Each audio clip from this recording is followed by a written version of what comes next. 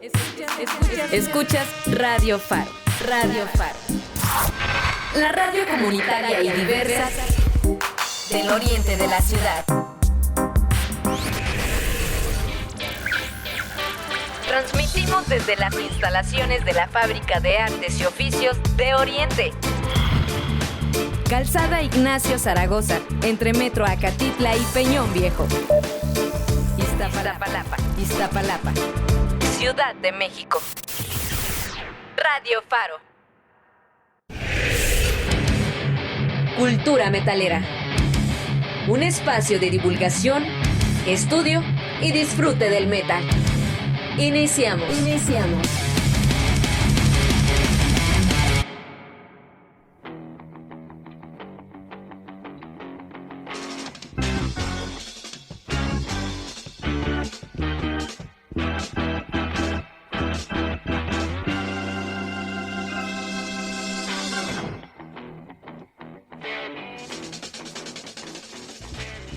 Bienvenidas y bienvenidos a la cuarta emisión de Cultura Metalera. Cultura Metalera es un espacio de divulgación, estudio y disfrute del metal para todas y todos los interesados en nuevos temas, porque el heavy metal no solo es música, es una cultura. Mi nombre es Adriana Hernández, antropóloga social, y en conjunto con Alfredo Nieves, coordinador del Seminario Permanente de Estudios sobre el Heavy Metal, los saludamos. Hola Alfredo, ¿cómo estás? ¿Qué tal, Adriana? Buenas tardes. Bienvenida, bienvenidos todos a este cuarto episodio de Cultura Metálica. Tenemos otra vez un programa súper interesante y bueno, queremos que lo disfruten mucho con nosotros. Así es. El tema de hoy es precursores del metal mexicano, con uno de nuestros grandes invitados, el maestro Francisco Gatica, que entre toda su trayectoria nos estará platicando de su experiencia dentro de la escena mexicana. Hola Paco, ¿cómo estás? Gusto de volverte a saludar. Hola, ¿qué tal? Un saludo para ti, Adriana, un saludo para ti, Alfredo, y para todas aquellas personas que se están conectando en este momento o lo harán después. Vamos a pasar un momento maravilloso en esta sesión. Así es, hemos preparado este excelente tema con mucho gusto para ustedes.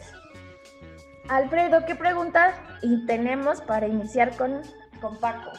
Bueno, pues yo creo que lo primero que le vamos a preguntar a Paco el día de hoy es que se presente con nosotros para que la gente sepa de su trayectoria, quién es, qué ha hecho a lo largo de la música. Paco, ¿qué nos puedes decir de cómo te iniciaste en la música, cómo te fuiste acercando al rock, al metal? Y sabemos que estás también en el mundo de las artes. Platícanos de todo eso, por favor. Hola, claro que sí. Pues bueno, como cualquier adolescente, aunque en mi caso fue desde niño tuve el acercamiento al rock, tuve la oportunidad de que a finales de los 60 escuchaba rock en la radio, escuchaba yo mucho los programas me acuerdo de Vibraciones en Radio Capital, y bueno, pues ya sabes los clásicos que algún amiguito te presta un disco, una cinta, y así me fui adentrando, ¿no? Ya con el tiempo, pues bueno, decidí incorporarme ya de una manera más profesional a la música. Estudié en la Escuela Libre de Música y posteriormente en la Escuela Nacional de Música en la carrera de composición. Y paralelamente, pues estudié mi carrera en la UNAM, que fue la licenciatura en Artes Visuales, en la que todavía en aquel entonces era la ENAP. Ahora es FAT. Y pues bueno, con este desarrollo puedo decir que me siento muy agraciado porque me tocó vivir una transición muy, muy interesante, ¿no? Cuando yo me empecé a interesar en la música, el heavy metal como tal no existía. El término no se aplicaba, ¿no? A lo más que había era hard rock, ¿no? O como decíamos en México, rock pesado. Eso es lo que había. Y me tocó vivir esa transición de los 70s a los 80s y encontrarme ya con el término heavy metal, ¿no? A principios de los 80s y al mismo tiempo ir identificando estos sonidos que me iban a llevar a este estilo. Con el tiempo, bueno, la verdad me agradó muchísimo, aunque mi raíz musical es más el progresivo, pero la verdad el metal me atrapó un poquito antes de mis 20s y pues bueno, definitivamente yo quería tocar eso, ¿no? 83, 84 estuve en una banda que se llamaba Adagio, finales del 85 estuve con el grupo Vago 86 no hice nada en grupos, pero me preparé, y del 15 de enero del 87 hasta el 96, fui bajista del grupo Ramsés. Pues después de ello, pues bueno, seguí tocando, toqué con el grupo Mantra, ahí toqué los teclados, después toqué con Graffiti 3X, y actualmente me encuentro pues trabajando también de manera solista. Y básicamente así ha sido mi recorrido, aunque yo creo que por el tema del día de hoy platicaremos más adelante sobre mi participación en Ramsés. Muy interesante, Paco. Oye, y aparte de todo esto, pues también eres parte del seminario permanente, ¿no? De estudios sobre heavy metal. Así es, por supuesto. También aquí he sido invitado, tengo la gran gracia de haber sido invitado al seminario permanente de estudios sobre heavy metal, y actualmente pues también hay una participación de un servidor junto con otros investigadores en un libro que está próximo a publicarse, en donde precisamente el artículo de un servidor habla sobre estos orígenes del metal mexicano y cómo se ha ido desarrollando a través de los tiempos. Tener orígenes del metal mexicano. La verdad es que dentro de todas las bibliografías que hemos consultado, no he encontrado algo como tal que nos hable en sí de los orígenes, ¿no? Va a ser muy bueno y esperamos que ya salga pronto este libro, porque es interesantísimo tenerlo, y más viniendo desde tu trayectoria, perdón. Del heavy metal nos decías como tal que no existía el término en México como tal. Me gustaría que nos contaras de estos sonidos que fueron dando paso a la formación del heavy metal. ¿Cuáles son las bandas, cuáles son los sonidos que empezaron a ser previos a este heavy metal? Pues bueno, mira, en nuestro país han existido varios puntos en los cuales se han ido incorporando distintas sonoridades, instrumentaciones, afinaciones, velocidades de interpretación, etcétera, que son los que han ido labrando este camino del metal, ¿no? Si bien es cierto que en los años 70 el tiempo que se ocupaba, me refiero a la velocidad, era una velocidad más bien, digamos, media, y con una distorsión, pero que se obtenía no de un aparatito, sino del calor de los bulbos, porque los amplificadores antes eran de bulbos, no eran de transistores. Vemos cómo en los 80 empiezan a aparecer al menos en México, ya los primeros pedales, ¿no? Que eso, bueno, ya podías tú comprar tu pedal y a tener un sonido que emulaba la saturación de un amplificador, ¿no? Entonces, este sonido distorsionado, aunado, ya digamos, en la primera mitad de los 80 a un aumento de velocidad, ¿no? Y en la segunda mitad de los 80 con la llegada de influencias como el speed metal o el power metal, pues implicó también entonces que la velocidad va a ser importante y va a determinar, ¿no? Otro punto importante sería también las afinaciones. Los que son músicos que nos estén viendo ahorita, sabrán que una guitarra, bueno, pues la afinamos normalmente, decimos los músicos generalmente en afinación de 440, ¿no? Pero como se estaban buscando sonidos más oscuros, más espesos, más densos, fue común que las afinaciones empezaran a ser más graves, y eso también dio un sonido muy característico, ¿no? Hoy día esa situación se ha solucionado porque, bueno, ya hay guitarras de 7 u 8 cuerdas que nos dan un sonido muchísimo más grave, pero a grandes rasgos, pues estas serían las características, ¿no? La velocidad, las afinaciones y también la habilidad del músico, porque sobre todo en la segunda mitad de los 80 el músico tuvo que esmerarse cada vez más en aprender y dominar su instrumento. Las influencias que nos venían del extranjero eran muchas, así es de que no podíamos quedarnos atrás. Sin duda, bueno, coincidimos otra vez en estos sonidos, ¿no? Estás diciendo la afinación, la velocidad y las influencias norteamericanas, ¿no? Bueno, dijiste extranjeras, yo pensé norteamericanas. El siguiente tema que nos preparaste, me gustaría que nos dijeras su nombre y por qué pensaste en él. Claro. La primera banda que se puede nombrar con un sonido heavy, aunque insisto, el término apareció después, pero con un verdadero sonido heavy, pesado, duro, en todo el concepto, los que he mencionado, y además también la imagen, fue el grupo Enigma, quienes en 1972 presentaron su primer LP, y que la verdad fue un parteaguas. Nadie en este país hacía una música semejante a lo que ellos hacían.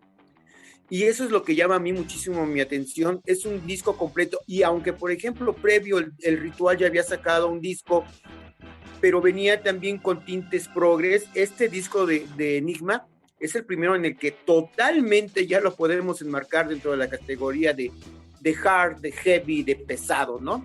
Este tema fue el tema que elegí, que es Bajo el signo de Acuario. Es un tema que fue radiado en aquella época y tuvo una amplia aceptación.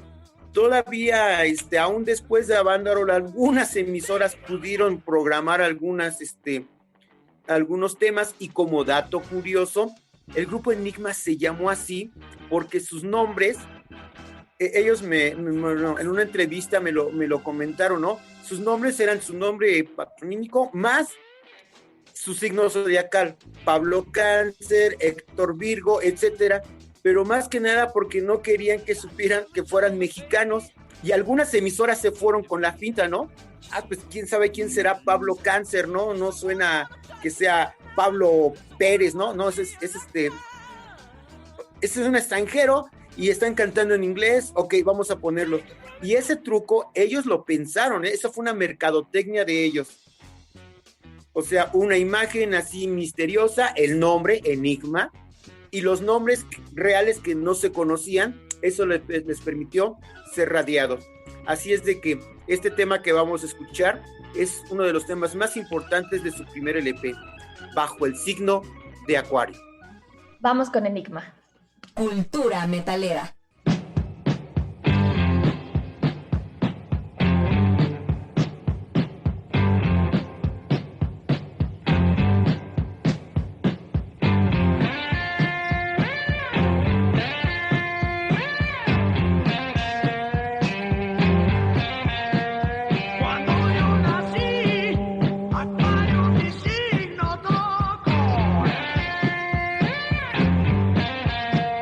Los astros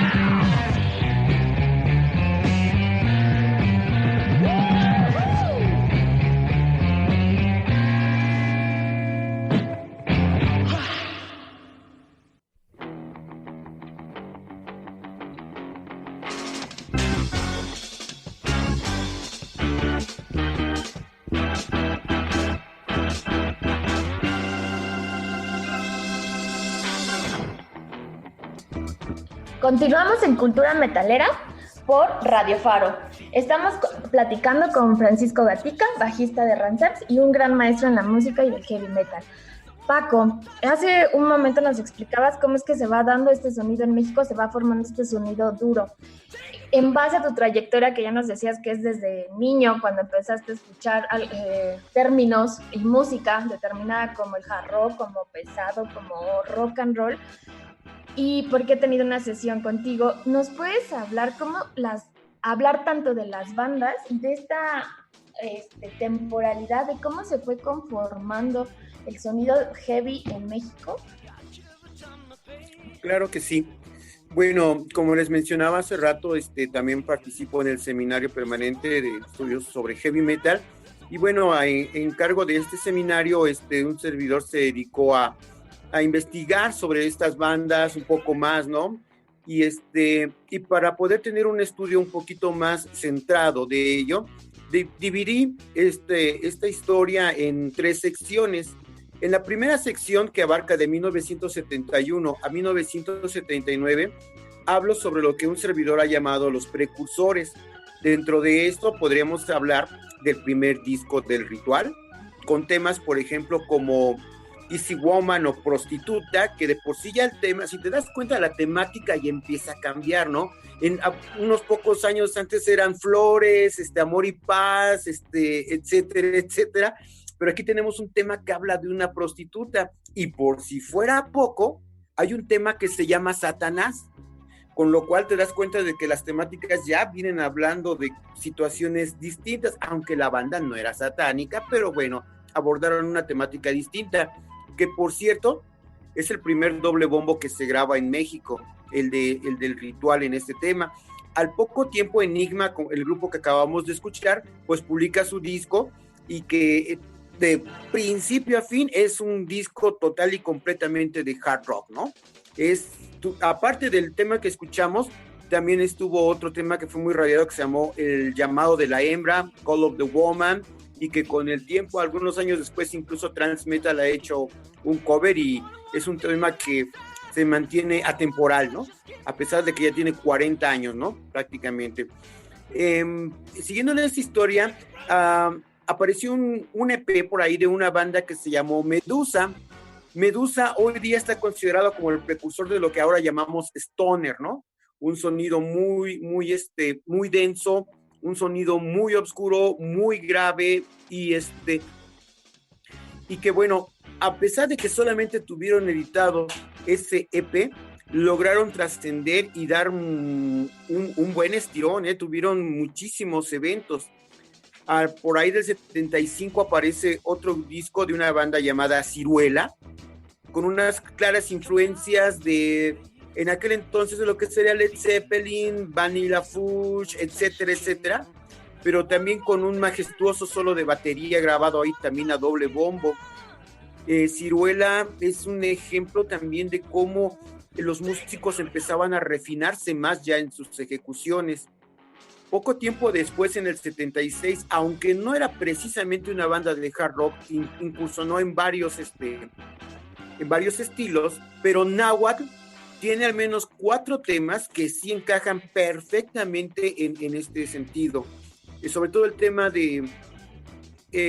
llamado Machismo. Para empezar el tema, ¿no?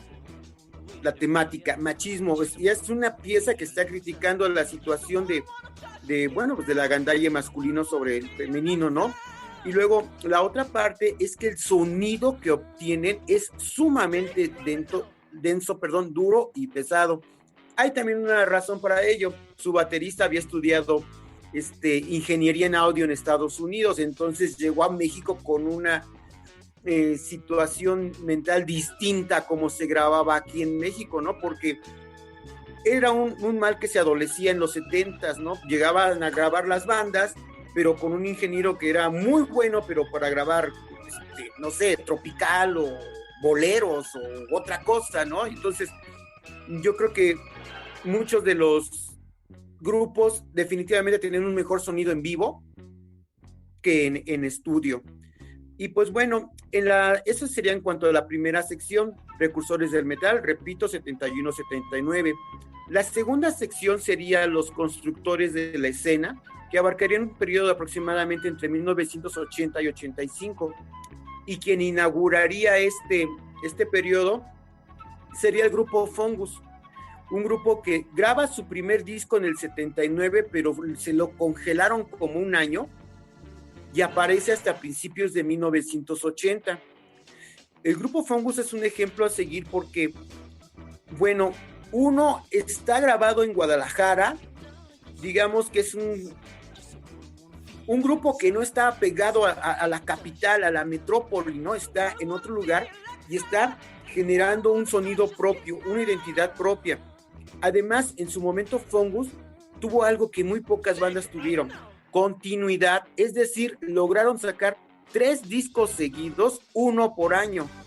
En aquella época, si un grupo sacaba un disco ya era demasiado, pero eso les permitió a ellos consolidar, y su último disco, de ese bloque, porque hicieron más, Metal, definitivamente es un grupo que se entra total y completamente en lo que ya en los 80 llamábamos heavy metal. Yo les recomendaría que escucharan la discografía de Fungus para que vieran esta evolución y escucharan su sonido. Si lo compagináramos cronológicamente con otras geografías, pues resulta que el sonido que obtuvo Fungus en Guadalajara es muy semejante a lo que en ese momento, bueno, después le pusieron el nombre, se llamaba la New Wave of British Heavy Metal, ¿no? Es decir, donde venían grupos como Samson, un Def Leppard primigenio, Praying Mantis, etcétera, etcétera. Ellos estaban en esa misma línea. Mientras tanto, en la capital tendríamos a grupos como Mistus, que aunque también sin ser un grupo totalmente heavy o hard, pero sí tienen unos elementos muy fuertes, y yo me atrevería a decir que el primer riff de heavy metal grabado en México, como ya con todas sus letras de heavy metal, lo hizo Mistus, ¿sí? Es importante revisar su disco. También de ahí, ya para el 83 aparece el primer disco de Cristal y Acero, que trae unas fuertes influencias del hard, heavy, tanto inglés como americano. En el 84 sacan un disco de la obra de teatro que ellos musicalizaron.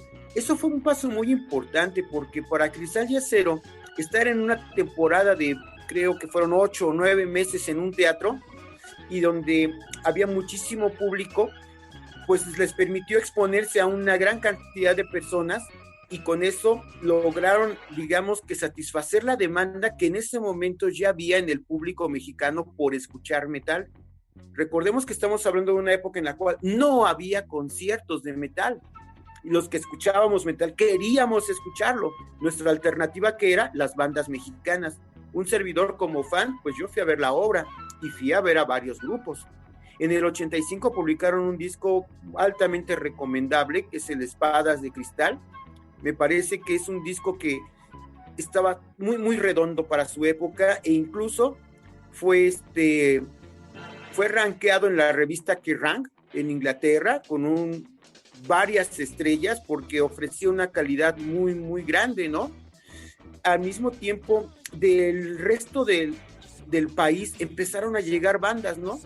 Una de ellas fue Lynx, oriundos de Agua Prieta, Sonora, que al estar en la frontera, también eso es una característica que hay que tomar mucho en cuenta, ¿no? Mientras que aquí en la capital sufríamos por conseguir los discos y si faltaba que tuviéramos el dinero para conseguirlos, ellos tenían la radio americana y podían estar al tanto de todas las novedades, de todo lo que en ese momento, era líder en cuanto a metal. Entonces todas las bandas de la frontera, bandas de Tijuana, bandas de Nogales, bandas de Agua Prieta, bandas de Juárez, o de Tampico mismo, estaban muy empapadas de lo que era la vanguardia del metal en aquella época, ¿no? Porque incluso las bandas inglesas venían a hacer giras a Estados Unidos y llegaban, no sé, a El Paso, Texas, y el público mexicano podía pasar de aquí a verlos, ¿no? Entonces esas bandas que nacieron en la frontera tuvieron oportunidad de vivir de primera mano a todas las bandas habidas y por haber, tanto americanas como inglesas o europeas, al hacer sus giras en los Estados Unidos. Eso es algo muy importante porque aquí en la Ciudad de México no lo teníamos. Lynx trajo un sonido sumamente fresco. De hecho, me atrevo a decir que es un disco atemporal. Lo sigo escuchando hoy día tan fresco como hace 35 años, ¿no? Y bueno, Mask traía un sonido un poquito más progre, ¿no? Sí era metal, pero muchísimo más refinado, además por el uso de los teclados, ¿no?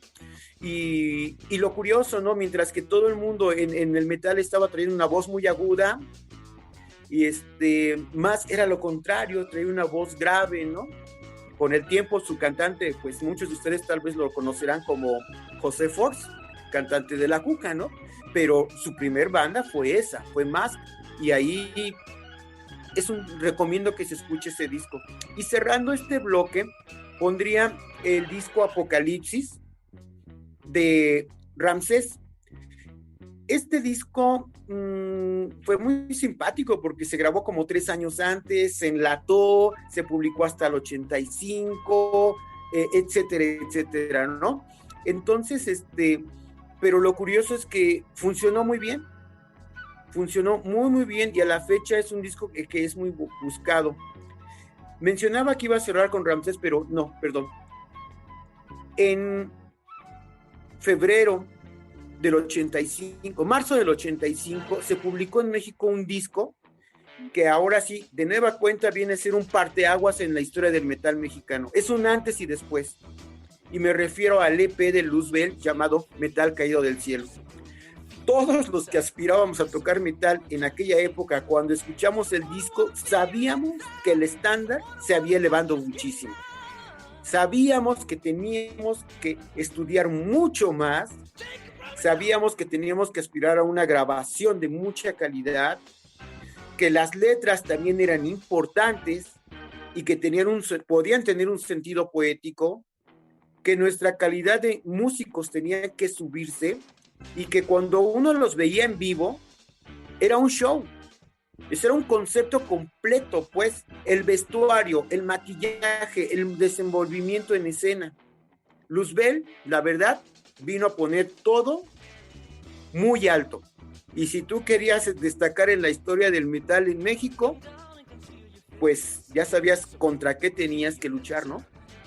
En la tercera etapa que he llamado la consolidación de la escena, quiero empezar con algo muy importante: la formación del Escuadrón Metálico, una sociedad de bandas de metal que estaban buscando también espacios donde tocar, tener una proyección, hacer grabaciones. Pero bueno, al formarse este Escuadrón Metálico, los pasos fueron muy, muy significativos por lo siguiente. Había una demanda enorme, repito, por parte del público mexicano. Ver bandas de metal, escuchar bandas de metal, y además en castellano. Porque si bien es cierto que nos llegaban los discos de bandas españolas, por ejemplo, como Bus, como Barón Rojo, Ángeles del Infierno, había también el hambre por querer ver a bandas que cantaran en castellano. Entonces, cuando llega el Escuadrón Metálico, fue en el momento justo, en el momento preciso, ¿no? Llegan bandas que se unen para hacer un primer disco, un acoplado. Cada banda graba 2 temas, y aunque a lo mejor no sean las mejores grabaciones del universo, pero sirvieron para dar una proyección. Con el tiempo, 4 de estas 5 bandas lograron grabar su LP, ya cada quien por su lado, y fueron de un éxito enorme. Esas primeras 5 bandas fueron Aspid, Jena, Ramsés, Cafra, y Zeta de Tampico. Y de ahí resulta que pues muchas bandas empezaron a acercar al Escuadrón Metálico llevando sus demos, etcétera, etcétera. Y fue tal el éxito de este primer acoplado que se preparó un segundo acoplado. fue un éxito comercial definitivamente. Y esto también nos llevó a otra situación. Se necesitaba un lugar en donde se pudiera exponer esto. El Foro Isabelino, localizado en la calle de Sullivan, aquí en la Ciudad de México, se convirtió en el lugar en donde tú sabías que todos los viernes en la noche había metal. De hecho, las propagandas que se hacían eran solamente unas fotocopias, ¿no? Que repartías algunos cuantos cientos en el Tianguis del Chopo, que no queda muy retirado de este lugar, y ya. No había grandes pósters, etcétera, etcétera. Pero esa cotidianidad hizo que el foro creciera y con ello el público de las bandas mexicanas, ¿no? Bueno, para que no salirnos un tanto del contexto, vamos a tener ahorita un tema de la época que me gustaría que le pusieran mucha atención. Es un tema cantado en inglés, pero esta banda que es Lynx tenía un sonido sumamente depurado. Insisto, tú lo escuchas hoy día 35 años después y suena sumamente fresco. El tema que vamos a escuchar se llama Rock, Rock Now. Gracias Paco. Vamos a escuchar Rock Rock Now. Primero nos vamos a corte y regresamos con Rock Rock Now. Continuamos. Cultura metalera. Síguenos en Instagram, Facebook, Twitter y Mixcloud como @Radio Faro FM. Radio Faro, la radio comunitaria y diversa del oriente de la ciudad. Hola, soy Georgina Tapia, coordinadora de Altavoz Radio del SPR, y quiero felicitar a todos los que participan en este nuevo proyecto de Radio Faro, un espacio de encuentro, de diálogo, de charlas, de convivencia, de música, que sin duda ayudará a integrar a toda la comunidad. Felicidades y mucho éxito. Sé parte de la radio comunitaria y diversa del oriente de la ciudad. Radio Faro. Iztapalapa, Chimalhuacán, Chalco, Ixtapaluca, Valle de Chalco, Nesa. Iztacalco. Radio Faro, La radio comunitaria del oriente de la ciudad. Cultura metalera.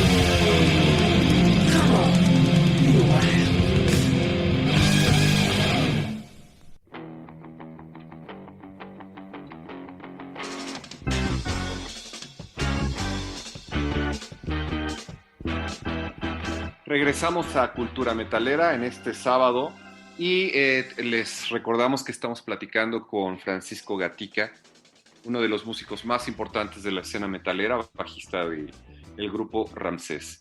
Y escuchamos el tema de Lynx, Rock Now. Paco, regresando a nuestra plática de precursores sobre el heavy metal, ¿qué nos puedes decir acerca de los espacios, de aquellas anécdotas que hacían especial la conformación de una escena, pero que todavía no estábamos inmersos en un contexto de heavy metal? ¿Cómo eran las tocadas, los conciertos, la socialización, la convivencia en estos espacios? Supongo que de todas estas bandas que tú nombraste en la pregunta que te hacía Adriana sobre todos estos periodos que tú haces también de las bandas y grupos de heavy metal, pues te tocó ver a muchas, si no a todas. ¿Qué nos puedes decir acerca de ello, Paco? Bueno, con respecto a las bandas de los 70s, yo todavía era muy chico. Ellos sí no los vi. Algunos los vi en televisión, eso sí lo hice. Pero pues bueno, recordemos que después de Avándaro, pues el rock en general se fue a lo que pues Parménides García Saldaña llamó los hoyos funkis, ¿no? Que los describe como lugares malolientes. Podría haber sido un establo con unas cuantas tablas ahí como escenario, o un taller mecánico, y ahí fue a parar el rock, ¿no? Después de Avándaro, pero al inicio de los 80s las cosas empezaron a cambiar, y sobre todo porque muchas de estas bandas, ahí sí ya me tocó ir a verlas, se presentaron en recintos universitarios. Fue muy famoso, por ejemplo, en aquella época, un ciclo que hubo en el Teatro de Arquitectura, por ejemplo. La carpa geodésica, que se encuentra en el sur de la Ciudad de México, en San Ángel, fue un lugar también muy importante. Estaré hablando como el periodo 80, 83, 84, en donde las bandas tocaban y el público iba a escuchar. Eso es lo curioso. Estamos hablando de una época pre-slam, ¿eh? Todavía no era de que te ibas a sentar e ibas a escuchar a la banda, ¿no? Y ahí me tocó ver a varias bandas. Algunas delegaciones luego también prestaban sus jardines, ¿no? Entonces tú te presentabas ahí a público abierto, etcétera.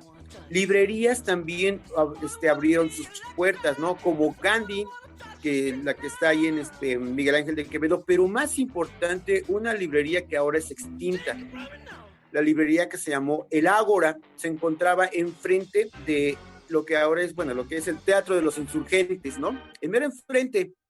Y es muy importante porque, por ejemplo, en el año de 1986, en febrero del 86, ahí se realizó la primera muestra de heavy metal mexicano. Y es curioso porque se presentaron bandas de lunes a sábado.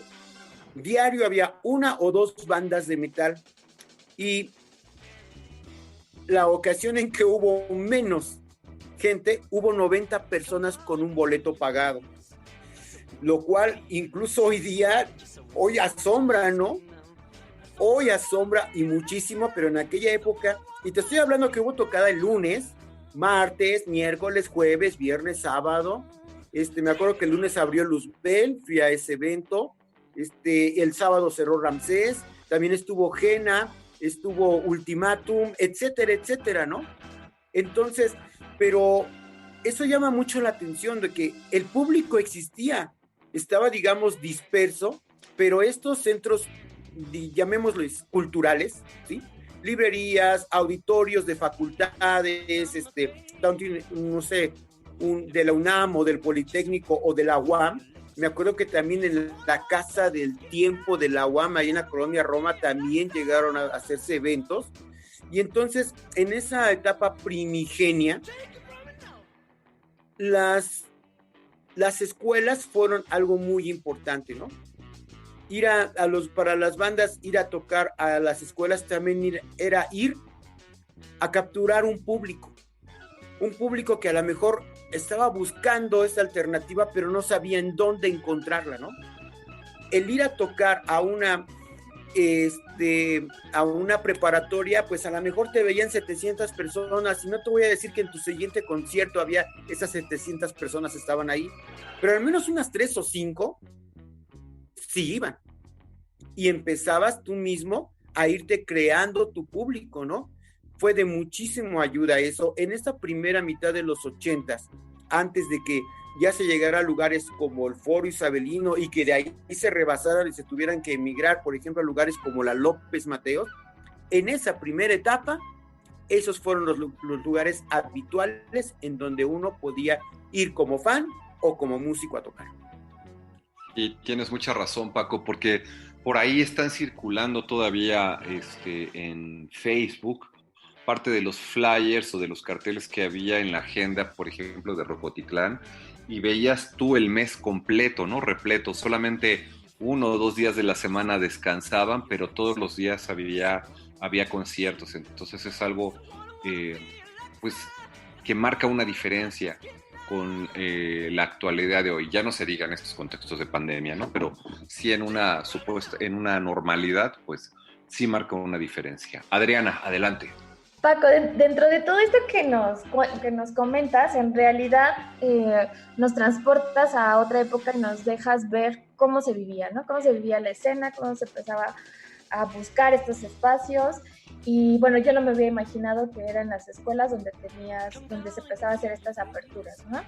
Y dentro de lo que nos contabas de Enigma, me llama la atención que decías que estas primeras bandas lo que hacían era como ocultar su nombre como en español. Esto, ¿tú tuviste oportunidad de saber por qué? Que mismo nos contabas de Lainis, que empezaran a cantar en inglés o que no supieran como sus nombres. ¿Por qué se empezaba a hacer estas canciones en inglés y no directamente en español? ¿Tú lo pudiste identificar?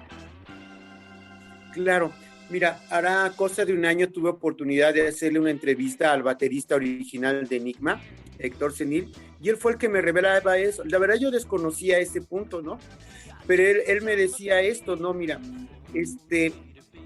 antes de Avándaro, las bandas tocaban, eran radiadas, había trabajo por todos lados, ¿no? Después de Avándaro, pues vino todos sabemos, una represión muy fuerte, entonces se quedaban así como de que rayos, y ahora ¿cómo lo hacemos, no? Y la solución, a mí me dejó estupefacto esa solución que ellos encontraron, pero les funcionó, ¿sí? Desafortunadamente la palabra malinchismo también está luego muy arraigada en nuestro país, entonces el hecho de no saber la nacionalidad de una banda, de no saber sus nombres, de cantar en inglés, y fíjate, primero se publicaron en inglés, pero al poco tiempo cuando vieron que fueron radiados, la misma compañía publicó los temas en castellano. Hay versión en inglés y en castellano, por ejemplo, del Llamado de la Hembra o Call of the Woman y Under the Sign of Aquarius o Bajo el Signo de Acuario. Y ya, o sea, cuando ya obtuvieron la aceptación radial, los temas en castellano se encargaron todavía de potencializarlos cada vez más. Y bueno, esta es una muestra de cómo ante la adversidad los grupos mexicanos tuvieron que buscar otras alternativas, ¿no? Para poder seguir trabajando. Porque si bien es cierto que luego muchos grupos acudían, por ejemplo, a tener presupuestos gubernamentales, ¿no? Meterlos como un proyecto cultural, o a veces tener que ponerles la palabra jazz para que fueran aceptados, entre otras muchas estrategias, ¿no? Incluir, por ejemplo, hay veces en el lenguaje musical influencias de mariachis, por ejemplo, como lo hizo Nuevo México, etcétera. Pues fueron varias de las estrategias que los grupos empezaron a buscar para no sucumbir ante el momento histórico tan difícil que les tocó vivir en los años 70. Sí, fíjate, Paco, que yo me estaba preguntando ahorita con todo esto que tú estás comentando, pues nosotros vimos, la historia nos hace presente que hubo una censura muy fuerte a partir de Avándaro, ¿no? Del concierto de Avándaro, que hubo una persecución en estos hoyos funkis, pero ya específicamente para estos años, finales de los 70s, principios de los 80s, a mí me gustaría saber cuál era el discurso entre, no nada más los músicos, sino entre los fans, entre la banda, la banda rockera en este sentido, la banda metalera que se estaba formando, si había algún contexto político que fuera de molestia social, que hubiera algo que incitara dentro de la propia juventud de la música de rock de estos años específicos, si había algún contexto político que fuera una demanda social, o únicamente se estaban reproduciendo también por parte de los discursos que nos estaban llegando por la influencia de la música de Estados Unidos y de Inglaterra. ¿Qué notabas tú en estos años? ¿Cuáles eran las molestias, las demandas sociales propias de la juventud? Bueno, en el caso concreto del metal, en un periodo, digamos, la primera mitad de los 80s, la propuesta lírica variaba. Ciertamente se tocaban tópicos sociales, ¿no? Porque fueron épocas en las cuales, incluso a mí me tocó, simplemente por tener el cabello largo, ese era el gran delito, ¿no? De que pudieras ir caminando por la calle y te paraban, en aquel entonces se llamaban judiciales, carros sin placas, llenos de gorilas, y solamente por traer el cabello largo, pues se detenían arbitrariamente en contra de tus derechos humanos, etcétera, etcétera. Y la verdad, se había represión. También otra situación, por ejemplo, en cuanto a un trabajo, si tú tenías el cabello largo, pues no podías entrar a la mayoría de los trabajos, ¿no? Yo lo viví, por ejemplo, cuando terminé mi carrera y quise dar clases y me dijeron, bueno, sí, se va a cortar el cabello. Y digo, no, pues yo vengo a dar clases, no tengo otra cosa, y no lo hice, y no tomé el trabajo, ¿sí? Y así como conmigo también, en los temas de los grupos de metal podríamos encontrar también principios de una identidad. Las letras empezaron a hablar de lo que estábamos viviendo, ¿no? Yo como fan empezaba a leer las letras y decía, caramba, sí es cierto, lo que está diciendo el grupo fulano, yo lo estoy viviendo, pero no sabía cómo decirlo, ¿no? Yo creo que hubo bastante de eso, y yo creo que se trabajó bastante la autoestima, porque sí, en varios sentidos, pues éramos segregados, ¿no? Éramos hechos a un lado, y entonces empezamos a darnos cuenta de que, pues no nada más era yo, ¿no? Que había otro chico a 2 cuadras de mi casa que pasaba lo mismo, y que hubo otros 5, y luego 10, y que iba uno al chopo y te encontrabas con que, caray, aquí hay más como yo, ¿no?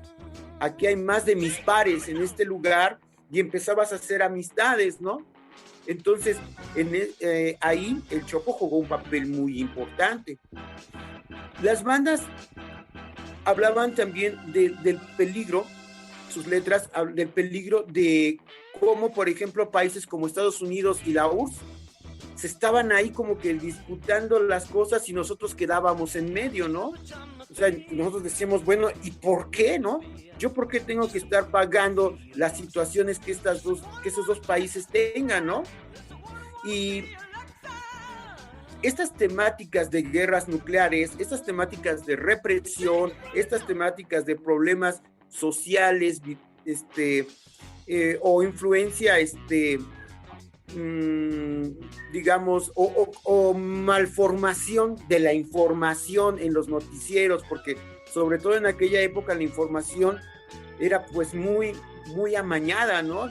Entonces decías tú, oye, pero es que yo estuve en el lugar y la situación fue distinta, ¿no? Tú me hablabas hace rato me preguntabas, Alfredo, sobre algo que políticamente pudiera estar inmiscuido, y curiosamente en el año de 1985 fue declarado por la ONU como el Año Internacional de la Juventud, y se suponía que cada país tenía que destinar una parte de su presupuesto para hacer eventos en donde se pudiera impulsar a la juventud.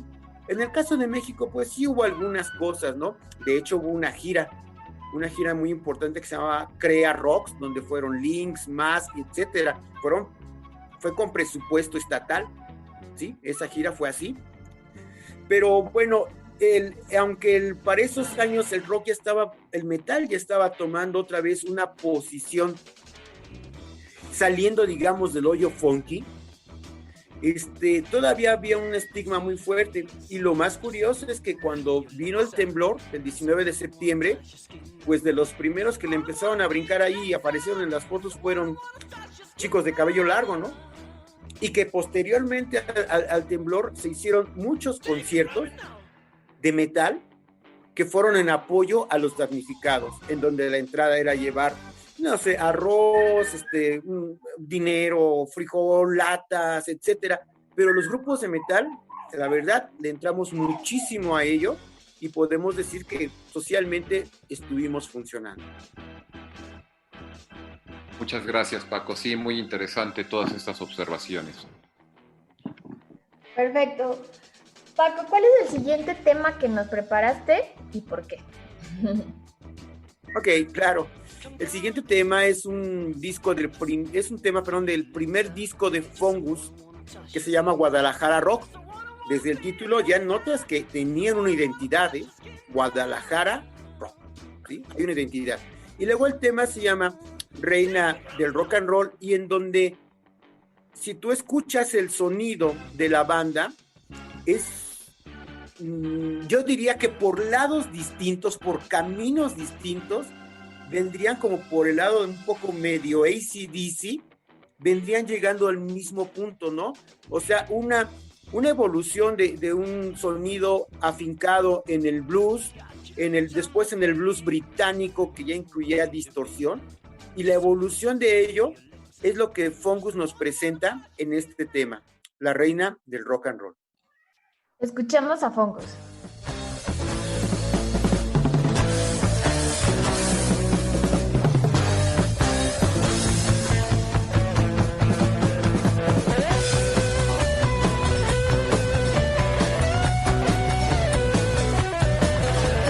Hey, hey, la reina ya está aquí.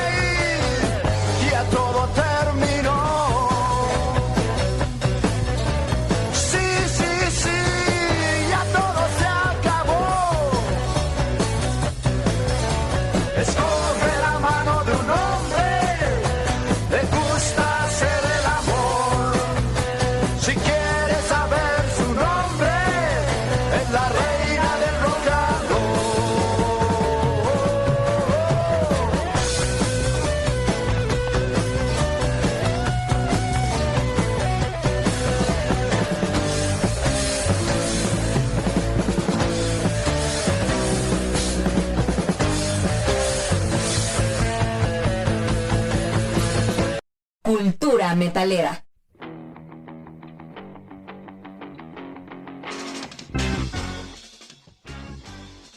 Continuamos en Cultura Metalera en charla con Francisco Gatica de Ramsés.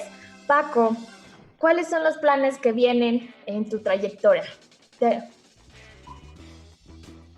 Pues bueno, en este rubro de startup que hemos estado platicando acerca de los precursores del metal, un servidor ha sido invitado amablemente por el Seminario Permanente de Estudios sobre Heavy Metal para escribir un capítulo precisamente donde se hable de esta situación.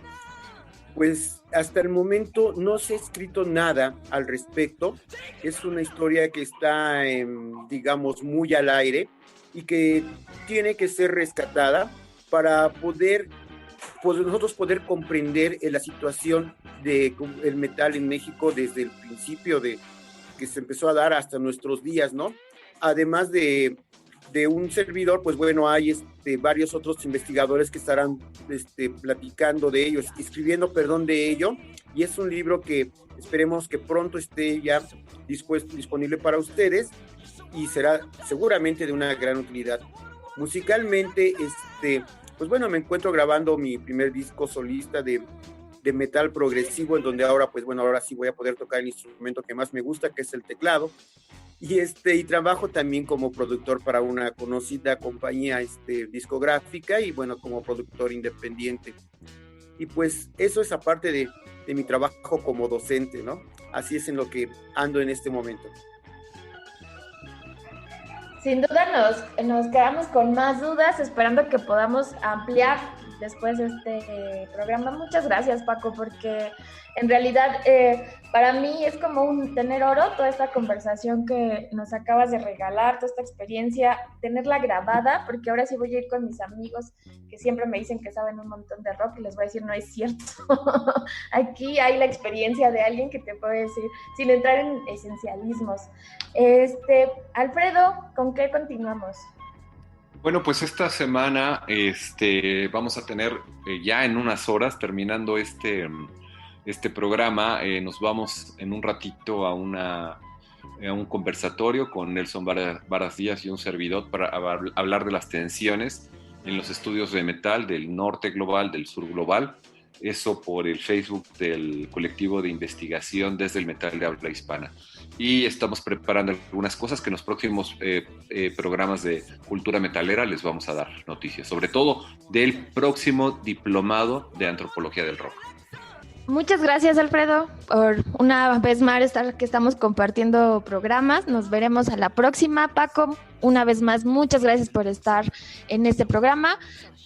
Los saludamos y que tengan un excelente sábado. Esto fue Cultura Metalera.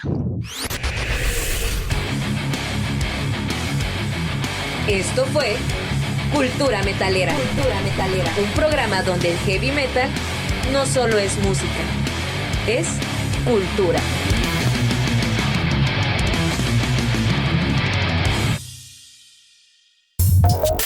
Síguenos en Instagram, Facebook, Twitter y Mixcloud como @Radio Faro FM.